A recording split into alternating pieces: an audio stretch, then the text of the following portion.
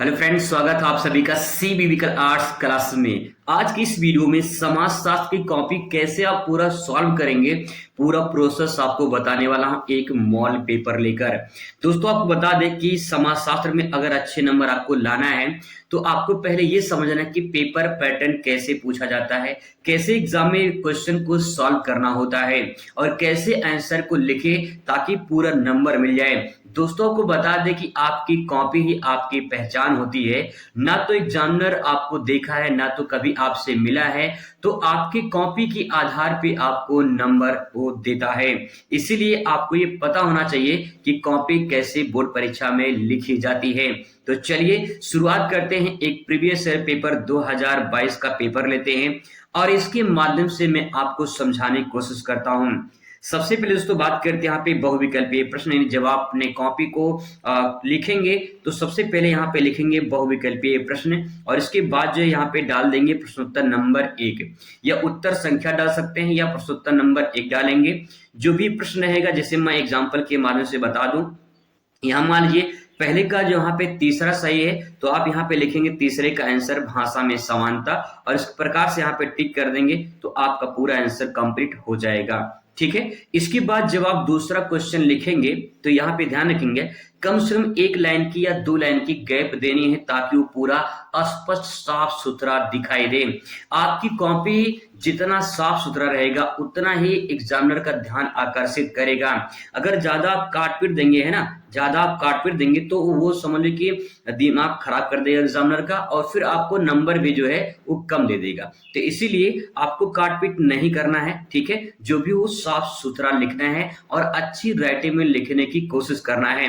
अगर अच्छी राइटिंग नहीं बन रही है तो थोड़ा सा स्पष्ट साफ सुथरा लिखें ताकि जो है आपको पूरा नंबर मिल जाए। इसके बाद दोस्तों यहाँ पे दूसरा क्वेश्चन है कि मतलब क्वेश्चन तो यहाँ पे आंसर मैंने यहाँ पे लिखा है, दूसरे का मान तीसरा सही है तो यहाँ पे इस प्रकार से आंसर लिख के उसको टिक कर देना है, आपका काम हो जाएगा। फिर इसके बाद अगला क्वेश्चन लिखना है तो गैप जरूर करना है, कम से कम 1 लाइन की गैप तो होनी चाहिए और 2 से 3 लाइन की गैप हो जाए तो बहुत अच्छी बात है। ये देखिए पूरा प्रोसेस प्रकार से आप सॉल्व कर सकते हैं। ठीक है। ऐसे ही बहुविकल्पीय क्वेश्चन आपको सॉल्व करना होगा और कुल मिला के यहाँ पे 10 क्वेश्चन आपसे पूछे जाएंगे। ठीक है। अब बात करते हैं इसके बाद यहाँ पे क्वेश्चन आपका आएगा अति लघुत्तरीय प्रश्न। अति लघुत्तरीय प्रश्न में दोस्तों यहाँ पे आपको पहले लिख देना है अति लघुत्तरीय प्रश्न और इसके बाद जो है यहाँ शुरू करना है प्रश्नोत्तर नंबर 1। उससे पहले एक महत्वपूर्ण पॉइंट आपको बता दें कि जैसे बहुत सारे लोग कहते हैं कि जो है पहले जो क्वेश्चन आए पहले वही करना चाहिए। मैं भी आपको यही कहता हूं कि पहले जो है वो करना चाहिए, लेकिन इसमें थोड़ी सी प्रॉब्लम है। जैसे मैं अगर आपको एक पॉइंट बता दूं, जैसे मान लीजिए क्वेश्चन नंबर, जैसे यहाँ पे मान लो 1 2 3 4 5 6 7 8 ऐसे लिखा मान लीजिए, तो आपको ये पढ़ने में आसानी होगी 1 2 3 4 5 6 7 8। ठीक है। आपको पढ़ने में आसानी होगी। लेकिन अगर इसकी जगह पे यहाँ पे अंक बदल दिया, जैसे मान लो 1 लिख दिया जाए यहाँ पे, फिर 2, फिर 5, फिर इसके बाद 6, फिर 7, फिर 3, फिर यहाँ पे 8, अगर ऐसे लिखा हो तो 1 2 5 6 7 8 3 8 ऐसे थोड़ा पढ़ने में दिक्कत हो रहा है। जब एग्जामिनर कॉपी चेक करते हैं, जब नंबर चढ़ाते हैं ना, तो नंबर चढ़ाने में वो सीरियल वाइज देखते हैं कि कौन सा आपने लिखा है।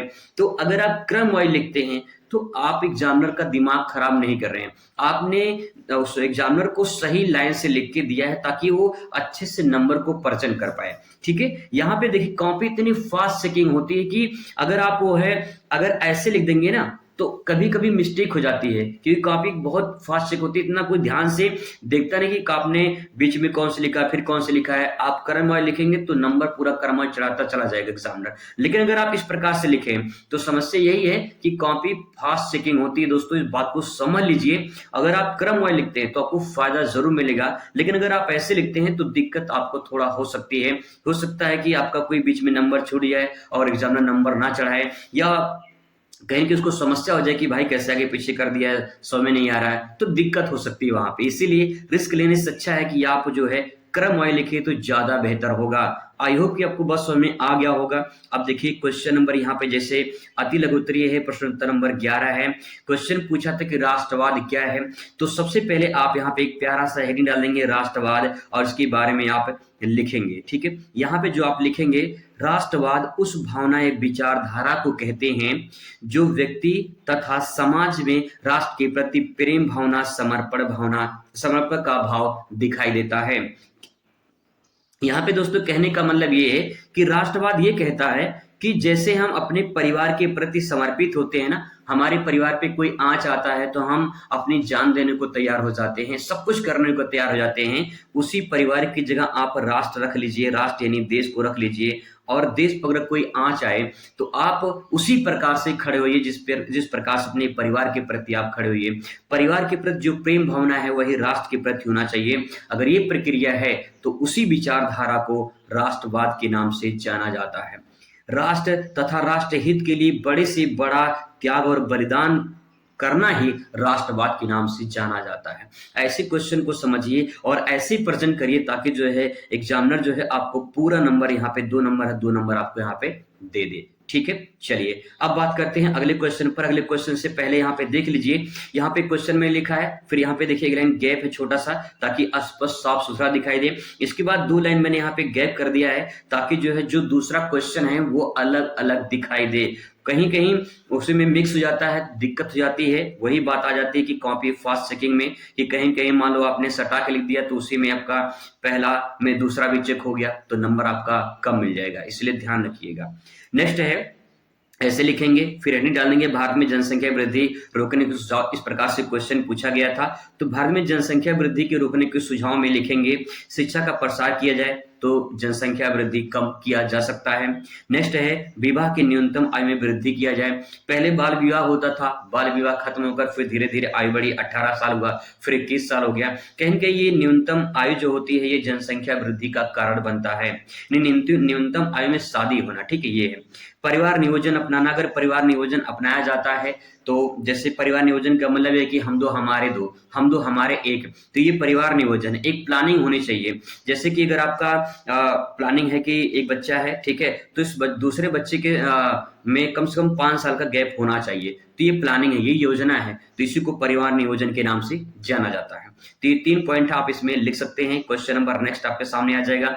और एक बात और आपको बता दें, कॉपी लिखने से पहले ध्यान रखेंगे जब आपका ज्यादा पेज बच जाए तो ठीक है, तो आप यहाँ पे क्वेश्चन इस प्रकार से, जैसे देखिए एक पेज है तो एक पेज में 2 आंसर मैंने यहाँ पे लिख दिया है, लेकिन यहाँ पे देखिए कुछ जगह बचा था लेकिन मैंने यहाँ पे नहीं लिखा क्योंकि वहां पे लिखेंगे तो दिक्कत हो जाएगी। नए क्वेश्चन नए पेज से शुरू करना चाहिए। अगर आप ऐसा करते हैं तो आपको परफेक्ट नंबर मिलेगा। परफेक्ट का मतलब ये कि सब कुछ अलग अलग है, अस्पष्ट है, सब कुछ आपको आपने सही से तरीके से लिखा है, सिस्टमेटिक ढंग से लिखा है, तो आपको अच्छा नंबर जरूर मिलेगा। ठीक है, आप काम किए हैं तो काम का आपको जो है रिजल्ट जरूर मिलेगा।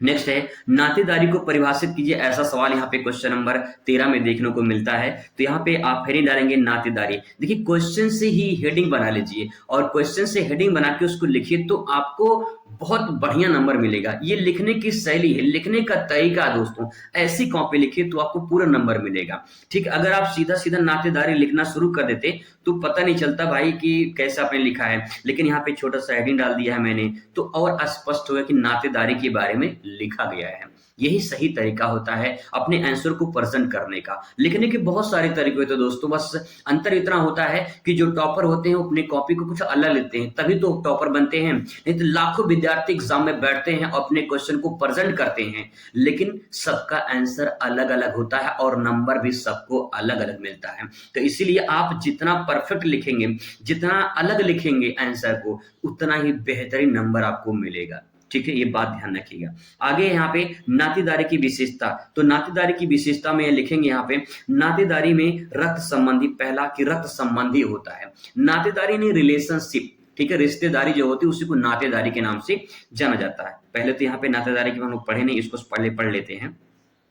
नातेदारी व्यवस्था रिश्ते नाते के आधार पर बने मानवीय संबंधों की एक व्यवस्था है। नातेदारी रक्त संबंधी और विवाह संबंधी यानी 2 माध्यम से होता है। ठीक है, यहाँ पे 2 विशेषताएं इसलिए निकल जाएंगी। पहली विशेषता हो जाएगी रक्त संबंधी और दूसरी हो जाएगी विवाह संबंधी। जैसे मैं आपको एग्जांपल से समझा दूं, जैसे मान लीजिए कहीं कहीं पे एक लड़का है, ठीक है, एक लड़का है और इस लड़की अगर लड़का का शादी होती है मान लो किसी लड़के से, ठीक है, तो यहाँ पे जब शादी होगी तो एक विवाह संबंधी, यानी जो रिश्ता जुड़ेगा वो एक विवाह के द्वारा जुड़ेगा। मतलब इस लड़के का पूरा परिवार, इस लड़की का पूरा परिवार एक रिश्ते में बंध जाएगा। और कैसे हुआ ये रिश्ता? ये होगा विवाह के कारण होगा। ठीक है, ऐसे ही अब इन दोनों के बीच में जब फिर इसके बाद जो कोई बच्चा पैदा होगा तो वो जो बच्चा आएगा ना वो रक्त संबंधी हो जाएगा, क्योंकि इनका ये खून है। ठीक है, इन्हीं का रक्त संबंधी हो जाएगा। तो ऐसे रिलेशनशिप होता है, दो प्रकार से रिलेशनशिप होता है, एक रक्त संबंधी और दूसरा विवाह संबंधी। आई होप दोस्तों आपको समझ में आ रहा होगा। नेक्स्ट देखिए, क्वेश्चन देखिए, आप देख सकते हैं यहाँ पे दूसरा जब क्वेश्चन मैंने यहाँ पे लिखा है तो यहाँ पे 2 लाइन का गैप है ताकि स्पष्ट साफ सुथरा दिखाई दे। ठीक है, देखिए क्वेश्चन यहाँ पे है, प्रश्नोत्तर नंबर 14 है कि दिव्यांगों के संघर्ष की व्याख्या कीजिए। दिव्यांगों के संघर्ष के बारे में बताना है। तो देखिए, दिव्यांग या विकलांगता, ठीक है, किससे आशय शरीर के किसी अंग का सुचारू रूप से काम ना करना। भाई देखिए, कोई लंगड़ा है, कोई लूला है, किसी के आंख नहीं है, किसी के हाथ नहीं है, किसी के पैर नहीं है, तो दिव्यांग, इन्हें विकलांग कहकर न संबोधित करके दिव्यांग कहा जाता है, ताकि एक दिव्यांग सम्मानीय शब्द के रूप में कहा जाए। जैसे मान लो कोई लंगड़ा व्यक्ति है, आप उससे कहोगे हे लंगड़ा तो बुरा मान जाएगा, लेकिन उससे कहोगे दिव्यांग है ना, ये दिव्यांग है, तो उससे उतना बुरा नहीं लगेगा, क्योंकि एक सम्मानीय शब्द होता है।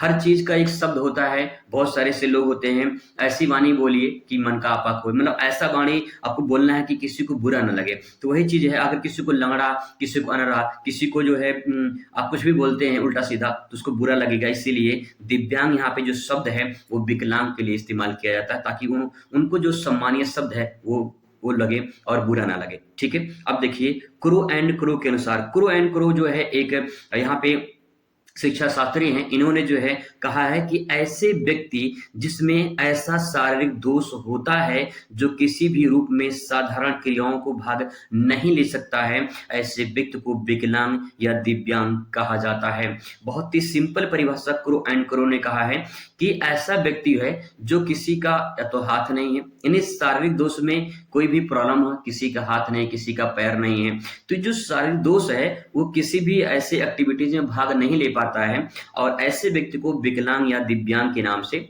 जाना जाता है। ठीक है, आई होप आपको समझ में आया होगा दोस्तों। नेक्स्ट बात करते हैं, फिर मैंने नए क्वेश्चन नए पेज से लिखा है, जितना एक पेज में आ जाए उतना ही लिखना है, और कोशिश करिए आप एग्जाम में जो आपके अति लघु प्रश्न है ना, अति लघु प्रश्न आप एक पेज में 2 ही क्वेश्चन करें तो ज्यादा बेहतर होगा, आपको साफ सुथरा लगेगा, अच्छा लगेगा और पूरा नंबर मिलेगा। ठीक है भैया, चलिए क्वेश्चन नंबर 15 देखते हैं। क्वेश्चन 15 कह रहा है कि सांस्कृतिक विविधता क्या है।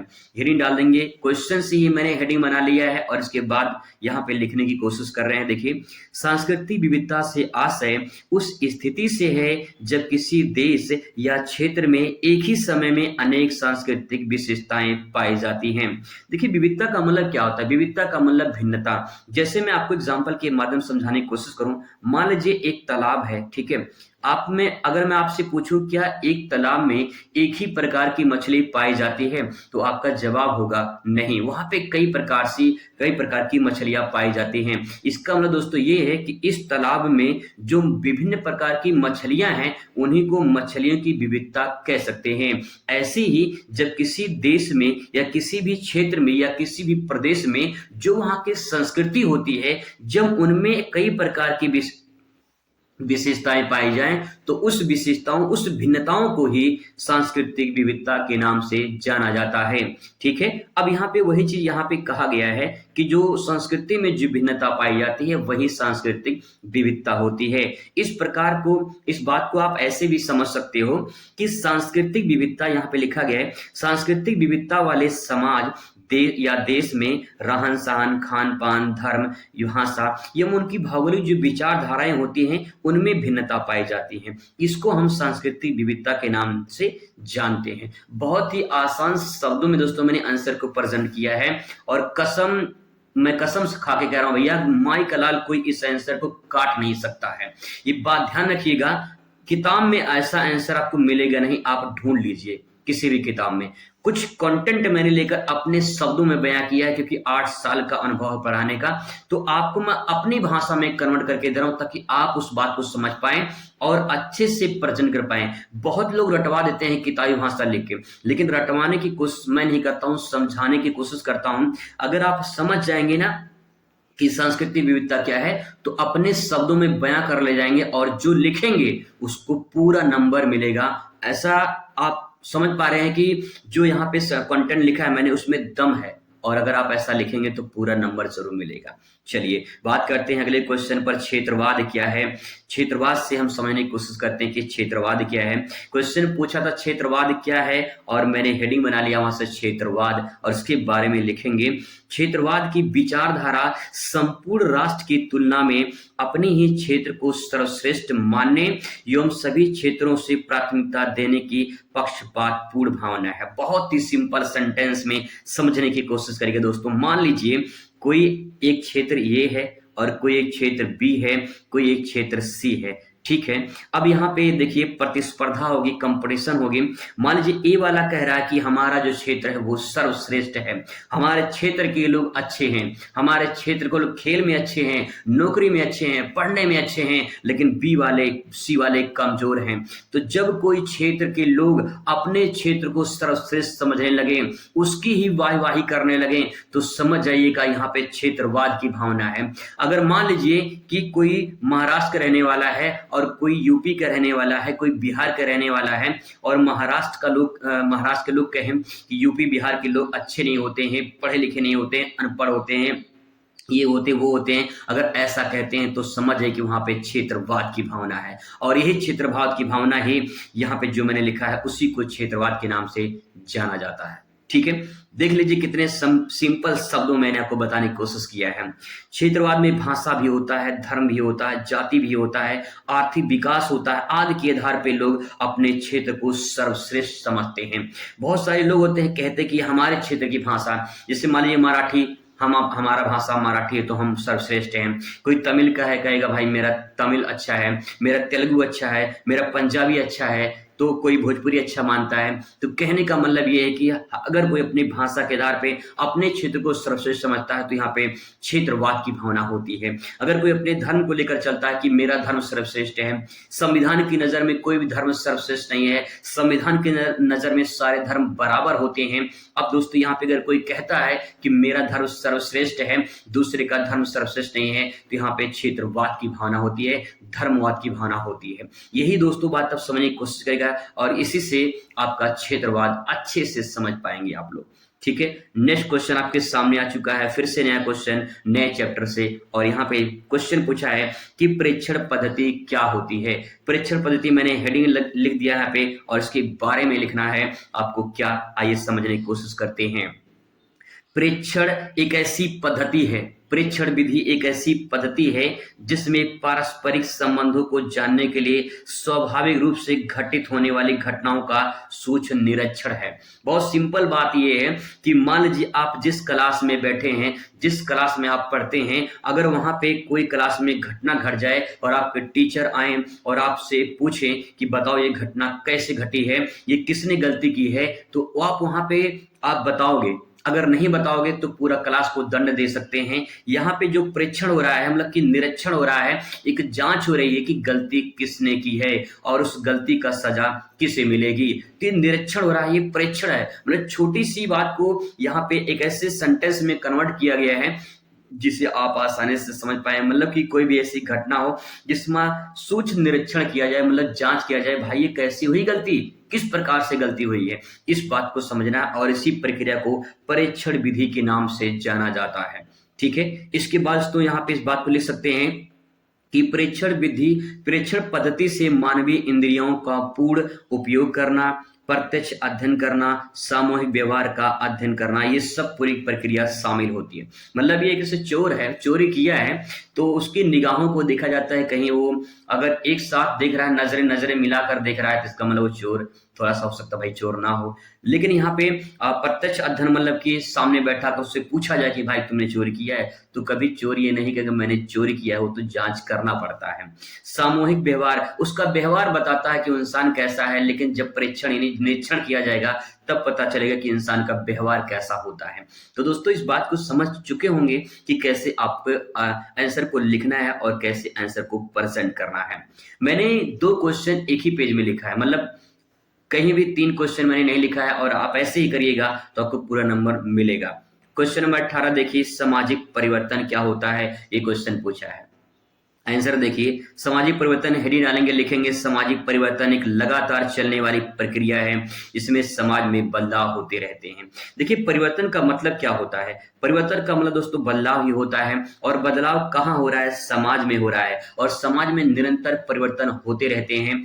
अगर आज से 10 साल पहले की बात किया जाए तो 10 साल पहले उतना सोशल मीडिया का जमाना नहीं था, उतना ज्यादा ऑनलाइन पढ़ने का जमाना नहीं था अगर 10 साल पहले की बात किया जाए। लेकिन आज के डेट में हर कोई इंसान ऑनलाइन पढ़ना चाहता है। सोशल मीडिया में बहुत सारे से सोशल मीडिया में लोग बिजी हैं। कहने का मतलब ये है कि समाज में कुछ परिवर्तन हो रहे हैं, समाज में बदलाव हो रहा है। आज की डेट में लोगों के पास टाइम नहीं है, और टाइम है तो सोशल मीडिया पे, और सोशल मीडिया पे लोग अपना टाइम बिताते हैं। वहीं पे लोग हाय हेलो दोस्तों से मिलते हैं, और फेस टू फेस मिलने का टाइम किसी के पास नहीं है। तो क्या समाज बदल नहीं रहा है, क्या समाज में परिवर्तन नहीं हो रहा है? 100% दोस्तों परिवर्तन हो रहा है, और ये लगातार चलने वाली प्रक्रिया है। आने वाले 10 सालों में न जाने और क्या परिवर्तन हो जाएगा। जैसे एआई आ रहा है, चैट जीपीटी आ रहा है, इन सब के आने से समाज में और क्या जाने परिवर्तन होगा, ये आने वाला वक्त बताएगा। इसका मतलब ये है कि समाज में लगातार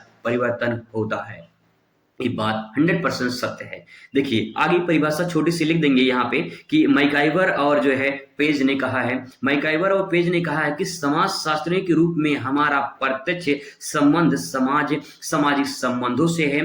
केवल इन्हीं में होने वाले परिवर्तन को सामाजिक परिवर्तन कहा जाता है। कुछ समाजशास्त्री मानते हैं ऐसा है कि जो समाज में परिवर्तन होते हैं वही सामाजिक परिवर्तन के नाम से जाने जाते हैं। और इनका अध्ययन मतलब जो समाजशास्त्री वो यही कहना चाहते हैं कि जो समाज में संबंध होते हैं, जो रिलेशन बनते हैं समाज में, उन समाज में जो परिवर्तन होते हैं, जो बदलाव होते हैं, उसी को सामाजिक परिवर्तन के नाम से जाना जाता है। ठीक है, आई होप आपको समझ में आ रहा होगा दोस्तों। क्वेश्चन नंबर 19 आपके सामने है। 19 कह रहा है कि उदारीकरण क्या होता है। उदारीकरण से आप क्या समझते हैं, इस बात को समझना है। तो आइए समझने की कोशिश करते हैं कि उदारीकरण क्या होता है। हेडिंग डाल देंगे प्यारा सा उदारीकरण, और इसके बारे में लिखेंगे दोस्तों। उदारीकरण का अर्थ है अर्थव्यवस्था पर शासन या सरकार कह सकते हैं, इसके नियंत्रण में कमी या समाप्त करने से है। मैं आपको एग्जांपल से और समझाने की कोशिश करूं तो आप समझ जाइए। जैसे मान लीजिए आप किसी दुकान पर गए हैं, दुकान पे आपने कोई 1000 का कपड़ा खरीदा है। दुकानदार ने कहा कि भाई 1000 का कपड़ा है ये, आपने कहा भाई कुछ कम कर दो। दुकानदार ने कहा ठीक है भाई चलो 200 रुपया कम कर देते हैं। आपको कपड़ा वो 800 रुपये में मिल गया। ठीक है, तो 200 रुपये जो कम हुए हैं ना, ये 200 रुपया जो कम हुआ है, जो छूट मिला है, इसी प्रक्रिया को उदारीकरण कहा जाता है। उदारीकरण का मतलब छूट होना, यानी जो भी पैसा ज्यादा लग रहा है वो कम कर दिया जाए सरकार की तरफ से। जो टैक्स लगते हैं वो टैक्स में कमी कर दिया जाए या उससे समाप्त कर दिया जाए। तो ये प्रक्रिया जो है, वैसे टैक्स तो समाप्त नहीं किया जा सकता, क्योंकि अगर समाप्त कर दिया जाएगा तो देश की अर्थव्यवस्था पे प्रभाव पड़ेगा, तो उसे कम किया जा सकता है। जब कम हो जाएगा तो उसी प्रक्रिया को, उसी कमी को ही उदारीकरण के नाम से जाना जाता है। उदारीकरण लिखा हुआ है ना, उदार मतलब एक तरह से छूट या कमी कर देना या दया कर देना। मान लो भाई कोई बात हो गई तो उसको दया कर देना, कम कर देना या छूट देना, वो उदारीकरण के नाम से जाना जाता है। इस बात को आप ऐसे भी लिख सकते हैं, इस अवधारणा की मौलिक मान्यता है कि बाजार के क्षेत्र में सरकार का हस्तक्षेप से अर्थव्यवस्था की अंतरराष्ट्रीय स्तर पर प्रतियोगिता की क्षमता भी घटती है, और सरकारी नियंत्रणों के कारण संसाधनों में भी अनुकूलतम उपयोग नहीं हो पाता है। कहने का मतलब ये है कि अगर उदारीकरण बहुत ज्यादा हो जाएगा, मतलब कि टैक्स बहुत ज्यादा हो जाएगा, तो बहुत दिक्कत होती है, बहुत समस्याएं हो जाएंगी। सामान बढ़ता चला जाएगा, मतलब सामान नहीं, सामान की कीमत बढ़ती चली जाएगी, और गरीब आदमी उस चीज को परचेस नहीं कर पाएगा, खरीद नहीं पाएगा, तो बहुत समस्याएं आगे आ सकती हैं। तो इस प्रकार से आप इस आंसर को समझ सकते हैं। क्वेश्चन नंबर नेक्स्ट आपके सामने है, दलित वर्ग की प्रमुख समस्याएं क्या है। अब दलित वर्ग क्या है, इनको समझने की कोशिश करिए, फिर उनकी समस्याएं क्या है ये समझिए। दलित वर्ग वो होते हैं जो, अगर मैं सिंपल भाषा में कहूं तो जैसे SC ST के लोग होते हैं ना, वो दलित वर्ग के अंतर्गत आते हैं। और यहाँ पे देखिए छुआछूत की समस्या सबसे बड़ी समस्या मानी जाती है। हालांकि छुआछूत तो पूरी तरह से अब खत्म हो चुका है, और हमारे संविधान में धारा 17 यानी आर्टिकल अनुच्छेद 17 के तहत छुआछूत को समाप्त कर दिया गया है। अगर कोई छुआछूत करता है यानी भेदभाव करता है आपके साथ में, तो समझ जाइए कि उसके खिलाफ कंप्लेन भी हो सकती है, और कंप्लेन कर देते हैं आप तो आप समझ जाइए कि उसके साथ में जेल भी हो सकती है, उसको सजा भी हो सकती है अगर कोई ऐसा करता है तो। नेक्स्ट है आर्थिक समस्या। आर्थिक समस्या में बहुत सारी समस्याएं ये हैं कि बहुत सारे कुछ काम होते हैं जो लिमिट में होते हैं, उनको ऐसा काम नहीं मिल पाता है जो सभी वर्ग के लोग करते हैं, तो ये आर्थिक समस्या के अंतर्गत आता है, जिसके कारण वो गरीबी की श्रेणी में चले जाते हैं। नेक्स्ट है राजनीतिक समस्या। राजनीतिक समस्या में बहुत सारे ऐसे लोग हैं जहां पे उच्च वर्ग के लोग रहते हैं, वहां पे ज्यादा सरकार ध्यान देती है, वहां पे शासन प्रणाली ध्यान देता है। लेकिन जहां पे निम्न वर्ग के लोग होते हैं वहां पे शासन प्रणाली कम ध्यान देता है। अगर बात करूं मैं एक एग्जाम्पल के माध्यम से, तो पूरे भारत का महाराष्ट्र में एक जो है बस्ती है जिसे मलिन बस्ती कहा जाता है, इसका नाम है धारावी। ठीक है, धारावी जो है ये महाराष्ट्र में भारत का नहीं बल्कि एशिया का सबसे बड़ा मलिन बस्ती के नाम से जाना जाता है। और यहाँ पे लोग ध्यान बहुत कम दे पाते हैं, जिससे पूरी बस्ती एक गंदी बस्ती में कन्वर्ट हो गई है, और बहुत बड़े एरिया में महाराष्ट्र में धारावी बस्ती मानी जाती है। तो ये भी समस्या है। सामाजिक समस्या। सामाजिक समस्या का मतलब ये कि समाज में बहुत सारे ऐसे समस्याएं हैं, बहुत सारी कुरीतियां हैं, बुराइयां हैं, जिनसे उनके साथ दुर्व्यवहार होता है। तो अब तो कम हो गया है, लेकिन फिर भी ये सामाजिक समस्या है, तो आप इसे ऐसे प्रेजेंट कर सकते हैं। ठीक है, इसके बाद दोस्तों क्वेश्चन नंबर आएगा यहाँ पे लघु उत्तर। ये अभी तो मैंने सिर्फ आपको अति बताया है, टाइम थोड़ा सा ज्यादा हो गया है, आई होप आपको समझ में आया होगा दोस्तों। लेकिन हम लोग दूसरी वीडियो में जब बात करेंगे तो पूरा मैं आपको अति लघु लघु उत्तरीय क्वेश्चन लेकर आऊंगा और आसान शब्दों में याद करवा दूंगा। बस आप अपने साथ तैयारी बनाए रखिए। चलिए मुलाकात करेंगे अगली वीडियो में, तब तक खुश रहिए, मस्त रहिए और जिंदगी में स्वस्थ रहिए। धन्यवाद।